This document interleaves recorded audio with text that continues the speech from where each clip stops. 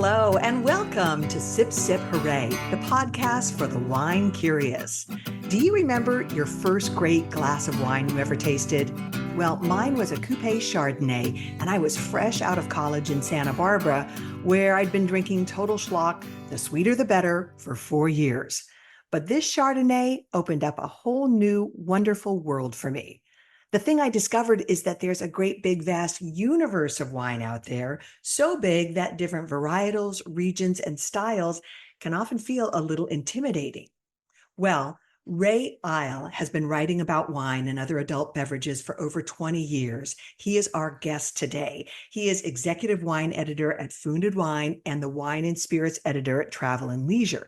You've also seen his byline in publications like the Washington Post, Time Magazine, Wine and Spirits, and Departures. Ray has also collected all sorts of awards and accolades for his work, including 3 James Beard nominations for beverage writing. The reason he's so successful and beloved is because he makes the world of wine understandable and attractive. Ray is also the author of a beautiful new book called The World in a Wineglass. It is part love letter, part encyclopedia or wine Wikipedia, and part delightful guide to wine around the globe. We are very excited to have Ray with us today. We are the 2 Marys who like to eat, drink, and be merry. I'm Mary Babbitt. I'm Mary Orland. Even though Ray writes about wine for 2 well-known publications, he's not your typical wine writer. Ray might be better known for his wine and potato chip pairings, barbecue chips and Zinfandel, salt and vinegar chips Sauvignon Blanc, and spicy AF chips, think jalapeño or sriracha chips with a super acidic, chilled white wine like a Riesling or Grüner Veltliner. So Ray's the perfect guide through this world of wine. In his book, The World in a Wineglass, he explains the difference between corporate-owned, mass-produced wines and the wine producers who grow their own grapes, make wines that reflect the place and vintage variations for a unique sip. And he does that by comparing them to the difference between a Taco Bell taco and a taco made from scratch from your local taqueria. You gotta love that. The wines Ray chose for his book offer something more: stories, soul, and a few surprises. Yet the world of wine and wine journalism is changing, and from his vantage point, Ray's seen it all. We're excited to chat with him today about all of this and more. Welcome, Ray, to Sip Sip Hooray. Thanks for having me. I'm glad to be here. We're glad to have you too, and glad to get to know you today. And Ray, I have to say, this is an impressive book. It's beautiful and it looks really cool on the coffee table. But this was no small effort. All in, there are 706 pages, and that's including the index. So it's pretty comprehensive. So I'm curious to know how long it took you to write this, and did you have to leave anything out, or did you want it to be bigger? Yeah. Well, I mean, I'll answer the second part first, which is I did leave some out because I turned in the manuscript, and my publisher Scribner, my editor there, was very intent on keeping the price of the book reasonable, and I essentially turned in the manuscript. She's like, "We should talk. This is going to be like over 1,000-page book," and I just kind of overshot by quite a bit, which is kind of remarkable given that I was keeping track of what I was doing. But there's a lot of great wine out there in the world. And then to answer the first part of the question, it took me from the time I sold the proposal to turning in the manuscript a little over 3 years. But it kind of also took me my whole career in a sense, because this is the first book I've done, and I used a lot of material from interviews I'd done over the years. Where, for instance, in Food and Wine, I might have used a single line from someone. I had all this material that I'd never used, and it seemed a shame to have it go to waste. Yeah. So I love, as I mentioned, the Taco Bell analogy to the mass-produced wines versus the wines that you've chosen for this book.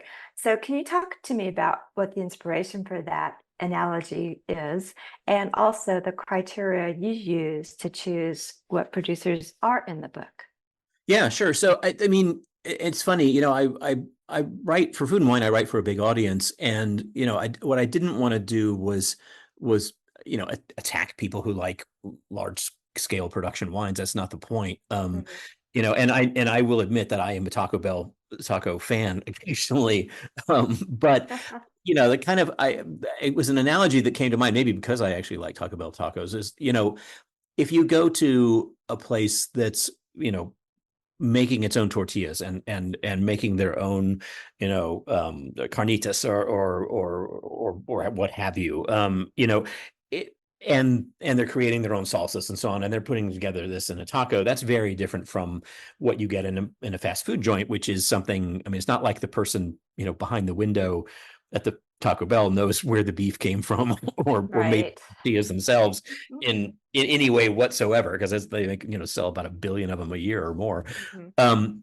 And the truth is, with wine, that to me is kind of the basic breakdown. Is there's a lot of wine that is mass produced. It's made, in 100,000-gallon tanks, from industrially farmed grapes. Most of it tastes fine, tastes okay. It's not flawed. It's just that it's sort of anonymous and never gets to what really excites me about wine, which is wines that express the place they're from and express a kind of personal vision on the part of the winemaker, whether that's a family or an individual person. Yeah, sure. And And those types of wines that are mass produced, they are usually made, at least what I think, or my impression is that for consistency, that they're going to taste the same year in and year out. And I wonder if consumers are aware of that and aware of the chemicals and in the farming and in the winemaking that go into these types of wines versus the types of wines that you're talking about that are more expressive, more nuanced, maybe more complex. yeah, I think, realistically, I think a lot of consumers don't know. I think what you get with wine is, for instance, there's much more awareness now with food than there used to be about, like, how was this grown and what am I putting into my body, and what is the tomato or apple that I've been putting into my body doing to the planet as well. And Right. that's become a big topic in food. And wine trends tend to kind of trail food trends by anywhere from 2 to 3 to 10 to 12 years. And I Mm. think what you're seeing in wine is now a shift. And it's one reason I did the book, is by talking to wine drinkers out there, more and more people, particularly younger people, were asking me kind of like, well, how are the grapes grown? Is it, are they using lots of Roundup and pesticides and all this kind of thing? And it definitely is an interest that skews younger. And at the same time, there are more and more winemakers, at least in the kind of artisanal zone or whatever you want to call it, who are thinking the same thing. And they're kind of like, well, how am I farming? And am I farming in a way that's both, um, somewhat good for the planet and also good for me or my family? So many, particularly European winemakers I talked to, said, like, my kids play in the vines. Why would I spray them with Mm. pesticides all the time? Right. Yeah. But so sometimes I think, Ray, people might make and again, I also enjoy a Taco Bell taco. The later at night, the better. But Yeah. Right. um, That's but I key. think sometimes people might make a choice for a Taco Bell style based on their budget. Yeah. Yeah. And do you see this growing interest in uh, and how food is grown and how are we taking care of the planet? Do you see that growing interest ultimately bringing down the cost of producing an organic or a sustainable wine? I think without any question, the more demand there is from consumers, that you'll see prices drop because the production will go up in that realm. And it's a little like organic produce. You pay typically a little bit more than you do for your, sort of standard iceberg lettuce at the supermarket, but you gain from that, one, you gain some knowledge of who made it, which is, or who grew it, if you shop at the farmer's market as opposed to the supermarket. And you also gain a more transparency about how it was farmed and how it was made. And so maybe you pay a little extra, but you benefit from it. The other thing is that it's, organically or biodynamically or regeneratively farmed, or take your pick of the constellation of stuff I'm talking about in the book. You can still find really affordable, terrific wines that work in that realm. I mean, there's great Cote d'Aron out there that's, 17, $20 a bottle, that it may not be $5 a bottle, but it's not crazy expensive. And one of my criteria for the book was that for every producer in it, the majority of wines they make be certainly under $100, and ideally affordable. I didn't want to write a book. That's why I left out people like Domaine Romani-Conti, who, farm beautifully in an organic way, but the cheapest wine they make is $2,000 a bottle, and If you can find it. that's not, if you can find it, and that's I'll tell you, that's not my budget for buying a bottle of wine. Mine either. And I And- love that. So, and I love the criteria that you had to either have visited Mhm. the winery or winemaker or spoken to them personally. It's not just, you reading about somebody. You have a relationship with the people who are in the book. Yeah, I wanted that because one, I wanted some transparency of what I was doing as well. That I am recommending, I'm not just like grabbing a list from somewhere. These are people I've actually spoken to, and I also a lot of in some sense. I mean, I think I profile about 270 wineries in the book, and in a way, each one is its own sort of short story, because a lot of this is interview material, and it's people talking about why they farm the way they do, and where their families came from, and how they got into this business, and what matters to them. And that was important to me. I had to make a little bit of a exception, caveat, whatever, for Zoom calls, because the pandemic, which happened right when I was writing this book, it made it a little more difficult to travel than I had expected going into things. Of course. But there's no one I didn't interview and speak to, either in person or occasionally on a Zoom call. And I probably a vast majority of the places in the book I've been to once or more than once. And it's, I think people sometimes forget with wine and reading wine writing and so on, that, you read a lot about it's 10 inches of calcareous soil, and it tastes like, seashells, and tastes like citrus and all this kind of thing. But the human aspect of wine, the person making it, if it is, not a mass produced product, if the person making it plays an enormous role, and the decisions they make play an enormous role. And so it's kind of cool to talk to them about why they work the way they do. And also, so many of the stories are so amazing too, which I really wanted to get to. Yeah. And you describe a lot of kind of the how and whys of people doing biodynamics. And I thought that was really fun. Did you have any particular stories that you remember from the book that really resonated with you, or that you thought were particularly surprising or fascinating? Oh, so many. Honestly, it's kind of wild. But for one example, I mean, I remember talking to Laurence Farrar at Chateau Pégau, Domaine de Pégau, and about her Chateau Neuf, and how she was talking about how she would help her grandmother back when she was 10 or 12, and her grandmother would tell her to climb up and dip her fingers in the top of the tank, and taste the wine, and tell her what how it was tasting, and so on. And this kind of like sense Wow. of her being a little kid, and then she kind of left the family business for a while, but it always came back to her. And then she ended up coming back and helping her father and running the business. And there was that sense of continuity, and that sense of connection to family that was really remarkable. There are stories like that which are incredible. There are also stories, I mean, I was talking to the Trimbach family, and their history goes back to the 100 Years' War. The family left, they left Switzerland because they were in danger of being killed, and made their way to the Alsace, and started as barrel builders, and eventually started making wine, and then Alsace was overrun in the Napoleonic Wars, and overrun in World War I, and overrun in World War II. And through all of this, they've managed to just keep going. And it's really remarkable and kind of extraordinary that this passion kind of has carried them through.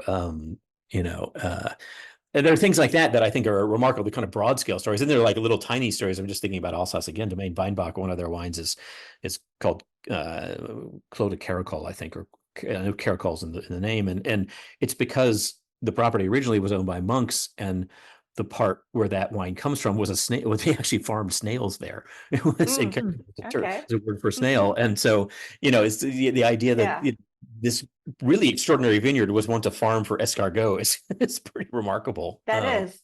And it's something memorable too. That's what I love about wine and the stories, what Mary Babbitt and I call behind the label, is Mhm. I think that's what helps people have resonate more with the wine, make it memorable versus something that's just been it's a label, a fanciful labal that Right. doesn't really have a person behind it.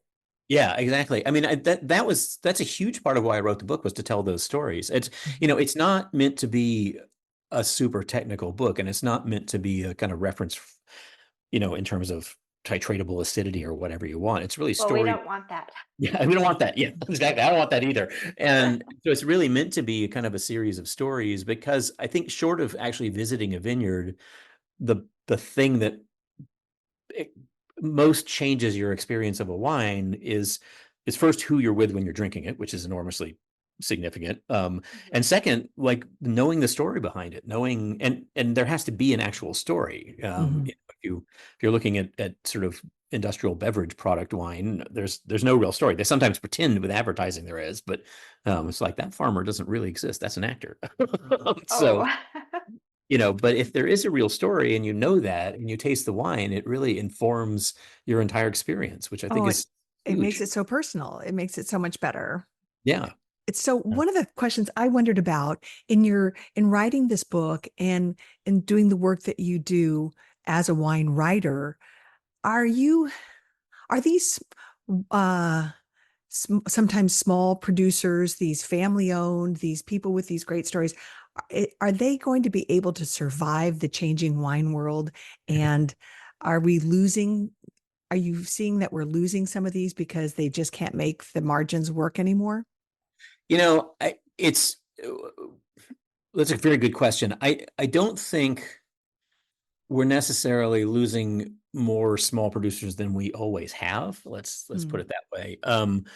And one thing to keep in mind is that a lot of these producers sell in countries other than the US as well as the US. I think there is a giant problem for small producers in the US with the consolidation of distributors, who then are primarily focused on very large scale producers, and it's very hard for small producers to get wholesale attention for their wines. That's why Mhm. so many have switched to selling direct. The hitch with that, of course, is US wine laws or liquor laws, which are completely insane and are Right. state by state. And so, in, I don't know, Italy or France, you can call up the winery and say, "I'd like a case of your wine," and they'll send it to you. And in the US, you can call up the winery and say, "I'd like a case of your wine." And depending on the state you're in, they'll say, "Well, maybe, maybe not. I don't know. It's Mhm. illegal. It'll put me in prison if I do, or it's fine. I'll send it your way." And that's become very tricky for small producers in the US. And there's also a lot of wine out there at the moment, which is a benefit for the consumer, but tricky for the producers because there's so much competition. But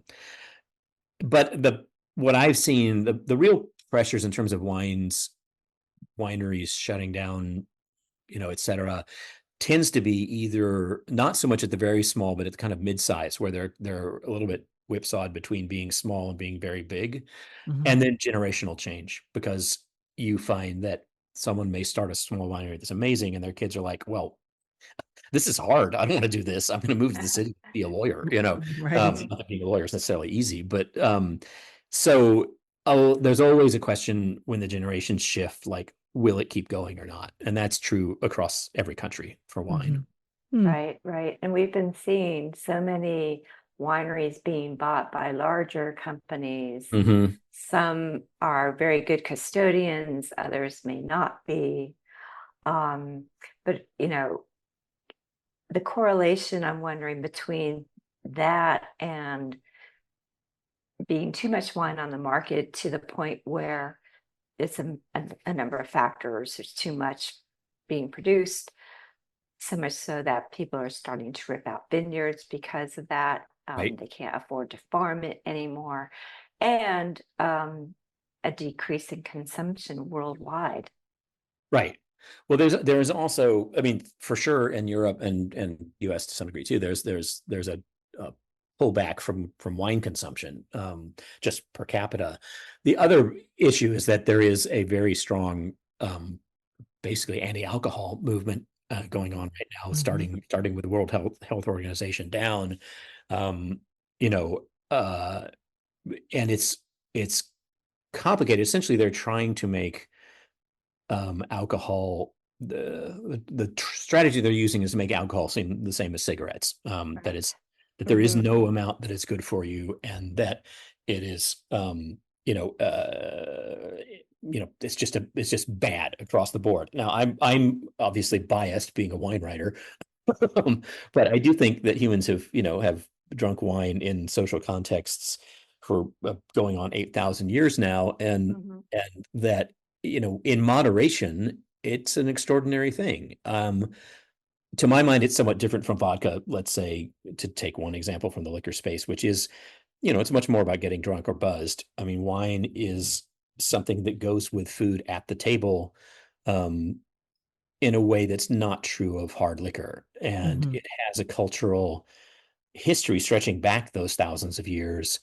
And, so I demonizing it seems to me to be unfortunate. There's no question that having drinking problem is bad, and that some people should not drink, and that certainly no one should drink and drive, and all that. But we tried prohibition before; it didn't work very well. Exactly. so I'm guardedly optimistic that the people who love wine are going to keep drinking wine, and it's all going to be okay. It's all going to be okay. I do subscribe to optimism. What can I say? Well, I'm curious also about your work as a wine journalist and the great places I hope it takes you. Can you give us kind of a snapshot of what it's like to be you working both for travel and leisure, for food and wine, for departures, and other things you've written for? Do you always have a few articles in the works? And are you jet setting from wine region to wine region? I always have multiple articles in the works, not for departures anymore, which sadly is no longer part of our world. Food and Wine and Travel and Leisure are still sister magazines. Departures went off to other ownership. But in any case, I have a regular monthly column at Food and Wine, which is a wine recommendation column, which doesn't necessarily require travel, though I'll happily travel if I can. And then I write features for both magazines, and I do a fair amount of speaking about wine too. And so I do get to travel quite a bit. I'm doing an article for Food and Wine where it's a bit of a travel article and a bit of a geology article and a bit of a just kind of exciting wine article where I'm kind of tracing the San Andreas Fault down California by way of wine, Cool. which is going to be fun once I write it. I just finished the research for to actually write the thing, and then more sort of traditionally, I've got a Napa Valley article coming up in Travel and Leisure that's at least a little bit of a twist on the usual one. It's much more my personal taste, but I'm very fortunate. I mean, I'm extremely fortunate to get to do what I do, which I love doing, and I work with amazing people, and Food and Wine's been a great home. So I'm quite conscious of my luck in that regard. And I get to travel, and wine regions are largely in pretty lovely parts of the world. They sure are. Do you have? Oh, go ahead. Oh, I say I don't do much like conflict journalism or disaster journalism, though I did cover the 2017 fires in Napa for Time magazine, which at the time was one of our sister magazines. So that's my one experience of actually doing disaster coverage. But yeah, largely I go to vineyards and talk to winemakers. And do you have any tenets that you follow when you're trying to craft a good article? Like, do you approach it from, like, I want to make this accessible first, or, as you approach any given wine article?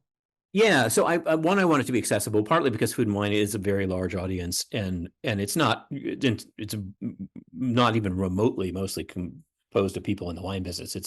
It's a lot of people who love to cook, who think wine is cool, and they like to drink it, and they are not technically, they're not master sommeliers or whatever. And so I'm always aware that I need to write in a way that is apprehendable or is understandable or is even fun for the normal reader. Too often people forget the fun part of wine, which is a pity. It is really fun. And it, if it's a column recommending wines for grilling or something, that's one thing. That's very straightforward service journalism. But for stories, there always has to be some kind of narrative arc. There has to be some, why are we reading about this now? Who is it about? Why do I care? And, and where are we and who are we talking to? And that combo platter of aspects is what has to be there for a feature to work. And so, I recently I did a story about Le Macchioli in Bulgari, in Italy, and Cinzia Merli, who's the proprietor of Le Macchioli. The wines are extraordinary, and they've had, it's kind of a little bit of travel too, and Bulgari never gets quite the travel attention that the rest of Tuscany does because it's coastal. But Cinzia's story is extraordinary because she and her husband started this winery at a time when Bulgari was not as famous as it is now. Sassicaia existed, but both their respective parents thought they were insane. Her husband got cancer and died fairly early on, and she ran this winery at a time when pretty much everybody local in the village was like, you're a woman, you've got 2 kids, sell the winery, stop being ridiculous. And she's really tough and was not interested in that point of view, to her credit. And so she ran this winery, while raising 2 kids, making extraordinary wines, and was about to give up. Right after her husband died, they had the 2000 and 2003 vintages, 2002 and 2003. 2002 rained like crazy, wiped out the crop. It was horrible. She's like, oh, wow. 2003, blazingly hot, one of the hottest vintages ever in Europe. And again, incredibly difficult. She was like, and she said to her brother, maybe this is a sign. This is God telling me that.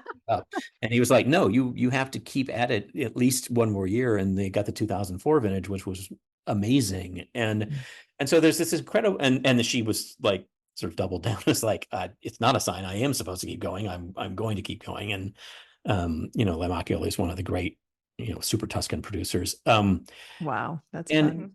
And she's in the book. But it is, the human story is as much a part of that article as the wine parts. And that's what drew me to doing it. And I've been wanting to do that article for 5 or 6 years, and finally I managed to, get it to happen in Food and Wine. My basic advice on articles is never give up on them. Just, if it gets turned down once, wait a while and figure another way to try and make it happen. That's great advice. Yeah. Yeah. And I love Bulgari. It's such a charming area, and just the village of Bulgari is great.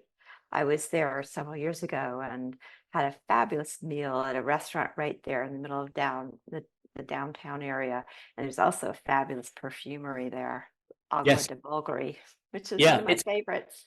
It's one of my favorites too, and it's literally about the size of the kitchen table I'm sitting at. It's right, yeah. tiny.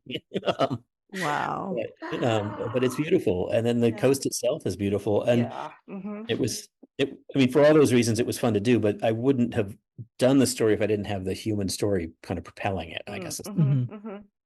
When you're writing about wine and you're describing wine, what's the craziest or weirdest description either you've written or you've read? I'm asking, especially as I just read a wine described as having aromas of wilted night flowers. And like, what? First of all, it's like, okay, I don't even know what a wilted night flower is or what it would smell like, but it doesn't seem too enticing to me. It doesn't seem too enticing, and it doesn't. So writing about flavor is tricky because you're trying to take something that is, or aroma, you're taking something that's not verbal, and you're turning it into words, ideally in a way that someone will read it and get a sense of what this thing actually tastes and smells like. So that, in defense of the wine writing community, it is tough. On the other hand, a lot of people get way too poetic and way too ridiculous, and And I've certainly, when I started out, I committed plenty of sins. I think I compared one wine to like a sleeping giant waking, from the hills after 1,000 years or something idiotic like that.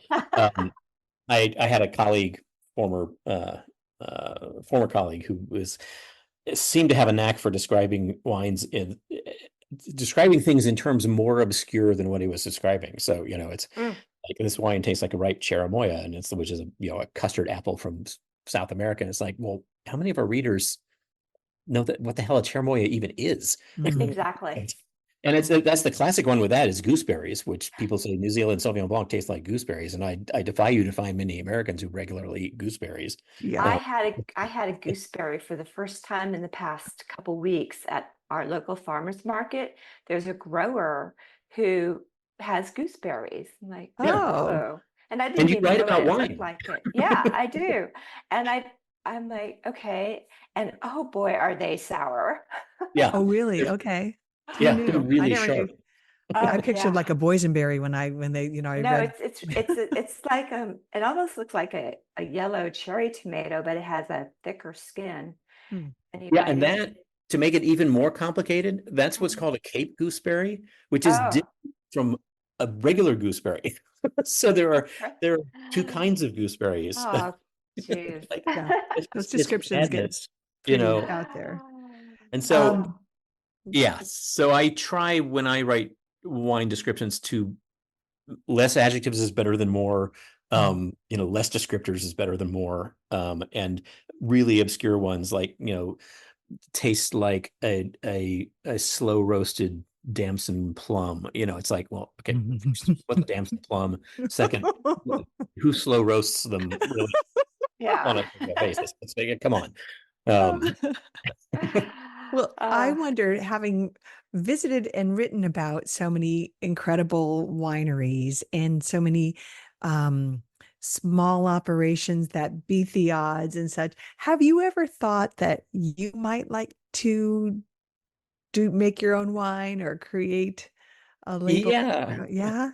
Well, so I started out in academia in creative writing, was not planning to be in wine, but got interested in wine, and then got a writing fellowship in the Bay Area, and which put me close to wineries, which proved out to be a slippery slope. And I worked harvest at a winery in the Santa Cruz Mountains for two years, hauling barrels and pumping wine and everything, mostly to learn, mostly because I felt like if I was going to write about it, I ought to know how the hell it was made. Mhm. And at the end of that, I was a little tempted to stay in the wine production world, but I decided that I was better at writing than I was at the well, one, I was tired of cleaning things, but a lot of being in a winery is just over and over. But I kind of felt like if I have a gift, it's to write about this stuff. I would love to make some wine. I don't want to sell wine. I did that too, and I don't want to try and sell mm, wine because that's hard and it takes a lot of time. And Yeah. so if I did, the hitch with wine is it's kind of like you have to make a reasonable, it's not like I can make 10 bottles. So I'm making at least a barrel, and then I'd like to mhm. figure out what to do with it. So it's the practical is kind of gotten in the way of my idle dream that I could make great wine at some point. Right, Mm. right. And to make a barrel of wine costs a pretty penny too. It costs a pretty penny, and then you've got a lot of wine sitting around. And the truth is, I like drinking different wines all the time. It's one reason why I love what I do is I get to taste. I'm still to this day excited when I find a great wine that I haven't had before, particularly if it's a great affordable wine that I haven't had before. It's always a Yeah. thrill. And if I end up with 600 cases of my own wine sitting in the garage, and I don't have a garage because I live in New York, but you know, I don't want to have to drink 600 cases of my own wine. Right. No thrill Right. in No, that. no, yeah. So what is the latest, greatest wine discovery you've had? I've had a number of really good wineries. I mean, it floats up and down. I mean, there's a winery in the Santa Cruz Mountains called Santa Arcangeli, which I Oh, just visited, yes. I love and them. they were new to me, and John the winemaker was a guy I met briefly at World of Pinot Noir, and I had wanted to check them out, and I just think the wines he's doing are super. They're really good, and Yeah. that's exciting.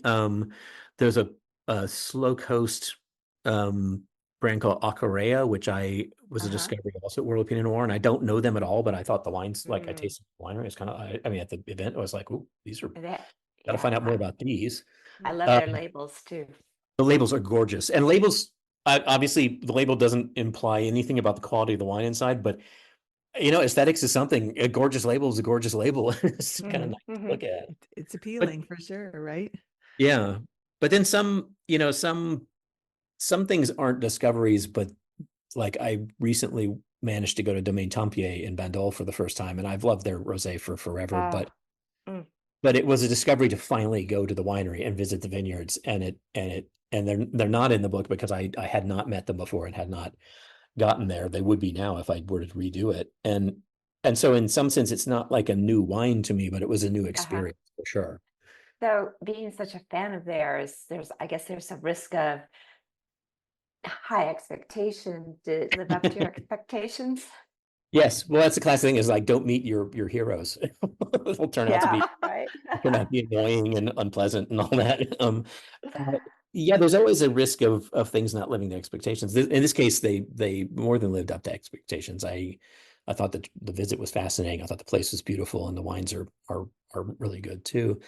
But there's always there are always crazy young, vintners out there starting things up against all financial odds. I did a story about Burgundy not too long ago, and um, there's Burgundy's crazy expensive right now, and land in Burgundy is even crazier expensive. And yet you've got some young vintners who are mostly in the Haute Côte area, sort of, which was really too cold to make good wine for a long time. Not so much anymore. Mm, And so, like properties like Domaine de Cassiope, which is a young couple making just lovely wines with not a lot of backing or resources, and they lucked into buying a hectare of land, and they're sourcing fruit from other people, and it's exciting to come across people like that too. I mean, it's weird that global warming has made the land they could afford better than it used to be, but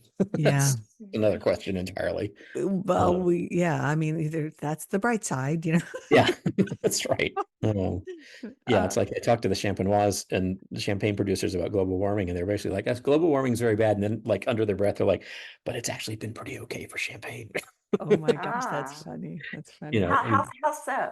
What did well, it because say? champagne, the reason champagne is it's right on the edge of where you can possibly grow ripe grapes. Exactly. Uh-huh. And so there used to be, 4 out of 10 vintages were just really cold and terrible. And they don't really have 4 out of 10 vintages that are cold and terrible. There are other I mean, global climate change, which is what it is, does not necessarily translate solely to warming. In fact, what it change what it translates to is changes in weather patterns that can be extremely unpredictable, Mhm. and not to make light of it, because it's largely been a giant problem for the wine business. But weirdly, some regions, probably the biggest example is sparkling wine in England, where Right. 50 years ago you couldn't grow grapes ripe enough to make worthwhile sparkling wine, and Right.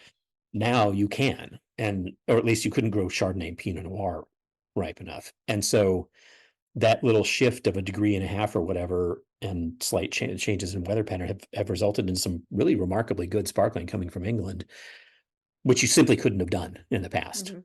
Right. At the same time, you've got massive fires in California, and you've got horrible wrong season frosts in the Loire, and you've got warmer winters, so earlier bud break, and that's all sorts of contingent problems everywhere else. So it's like I wouldn't wish climate change on anybody, but at least there are a couple of places where it hasn't been total disaster.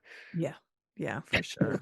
I guess that's optimistic. I'm not sure how to feel about that. Well, and it'll lead to innovation as we figure it all out. Yeah. But yeah, it's enduring a hot summer here in California. Oh. Oh, Not loving it, but I was in Pittsburgh. It was 104. oh my Yeah, gosh. Not yeah. fun. Well, I live in Palm Springs and we've been breaking records Wow. all Mm, month. There was one day where my car said 124 degrees. Oh my God. yeah. Yeah. Which is not, I mean, there's zero fun involved in that. It's just like That's No. true. someone said, it was like a friend who's in the wine business who lives in Vegas was like, going outside is like taking a blow dryer, turning it on high, and pointing it straight at your face every day. It's so That's true. awful. It's so true. Hey, Ray, I was thinking about the book and how this will make a really great holiday gift for wine fans and people, again, just the wine curious. Tell me what, and I mean, that kind of thinking about the holidays just feels cool altogether, Yeah. on this hot day. But how do you want people to approach your book? This isn't something you're going to read in one setting.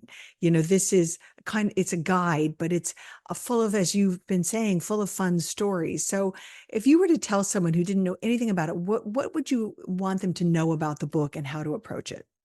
Yeah, well, I would say, I mean, I'd want them to know that it is, despite it being long, I think it actually is quite a bit of fun to read. And the other thing is that other than the first 60 pages, which are kind of an introduction to why I wrote the book, and also uh, just some clarity about what is sustainability, what is organics, what is biodynamics, what is regenerative farming, Which I found very helpful, by the way.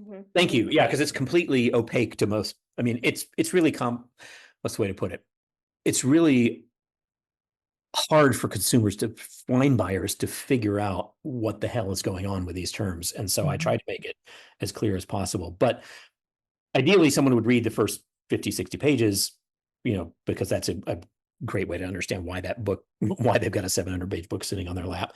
But after that, I really hope people will just kind of dip in and out as they feel like it. I mean, if you're going to Tuscany, read the Tuscany section. If you're going to, to Loire, read the Loire section. But at the same time, I think it's possible just to open the book at any point and read a story about a winemaker and read a story about their wines and why I think the wines are great and what they're doing is great, and also kind of who they are and why they're at it. And that's probably 2 pages of reading, 2 or 3 pages. And you can close the book and open it again and end up in Lebanon, and you can close it and open it again and end up in southern Chile, and then the next time you end up in Burgundy. And so it's not meant to be read, certainly not in one sitting, because that would be ambitious, and also not necessarily linearly. There's no real crucial reason to read it in order.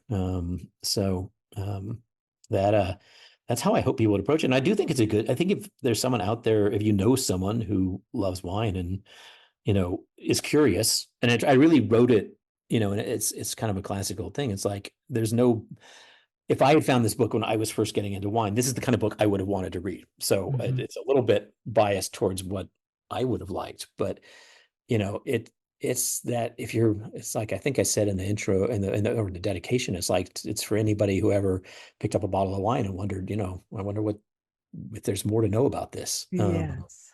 So that. Yeah. So we both loved that. Go for it. So, and towards the back of the book, you do have a section on how to find the wines in the book. And, some of the suggestions are, work with a smaller wine shop in your local area where they know much more about the wines and their provenance and everything. But I'm wondering if you have any practical tips for consumers who were going to the grocery store or the big box store and there's all this wine.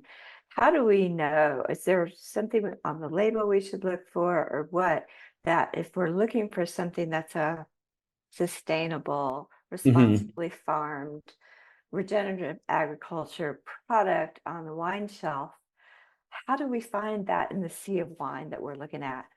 Yeah, well, there are a lot of certification programs, and I get into that in the intro of the book, and I actually have a long list of certifications you can look for. They're almost always on the back label of the bottle, and whether it's Demeter for biodynamics, or whether it's California Certified Organic Farming, or CCOF. There's a bunch of them. The confusing part, of course, is that every single country has different programs, and they all end up on the label one way or another.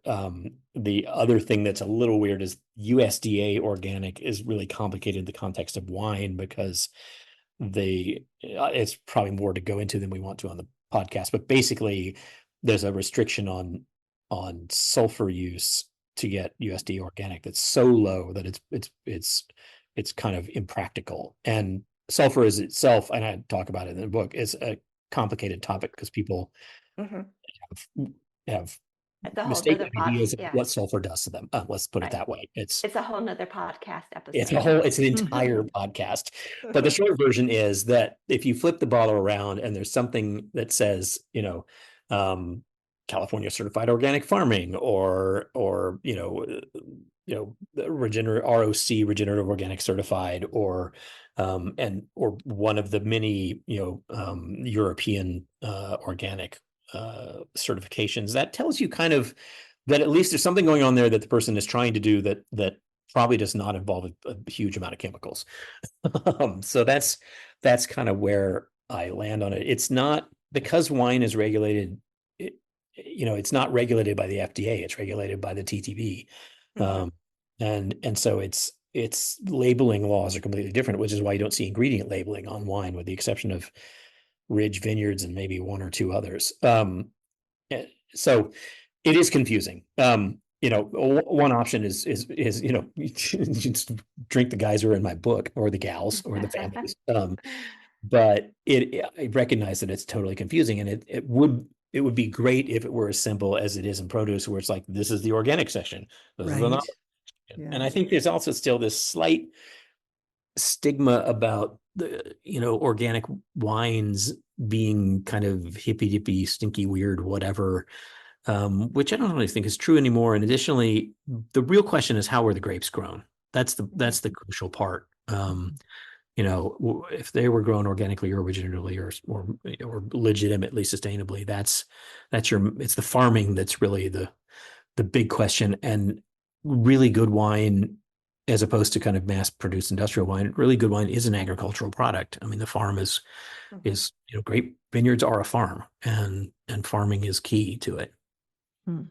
Well, it's great information. And clearly, Ray, we could talk to you all day long. You are so full of interesting stories. And we thank you so much for the conversation today. The book, again, is The World in a Wineglass. As I said, it makes for a great gift for yourself or someone you care about. It is packed with really compelling stories about wineries and winemakers, and terrific and approachable information about wine regions and varietals.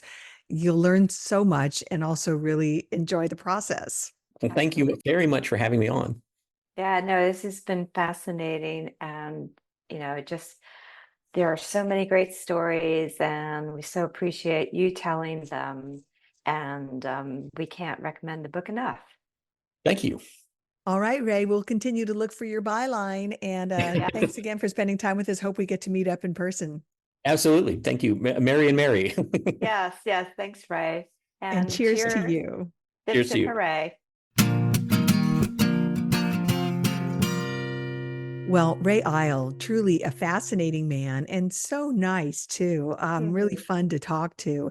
His book, The World in a Wineglass, I should have mentioned, it is widely available. So whether you're an Amazon bookshopper, Barnes and Noble, local bookstore, you should be able to find this. And if not, they can certainly order it for you. And I do think it would make a really cool holiday gift. Absolutely. Yeah. And don't let the size intimidate you. Right? Like Ray said, you can dip in and out of it whenever you are curious about a certain region, or you're traveling somewhere to help you plan a trip. Yeah, and I'm sure many of you know his work from Food and Wine. So it's fun to have this other connection to a writer that has been doing fantastic work for several decades now. So if you like the show, we would love for you to give us a follow on whatever platform you are listening to the podcast on. If you're on Spotify, we'd really be appreciative if you would make a comment.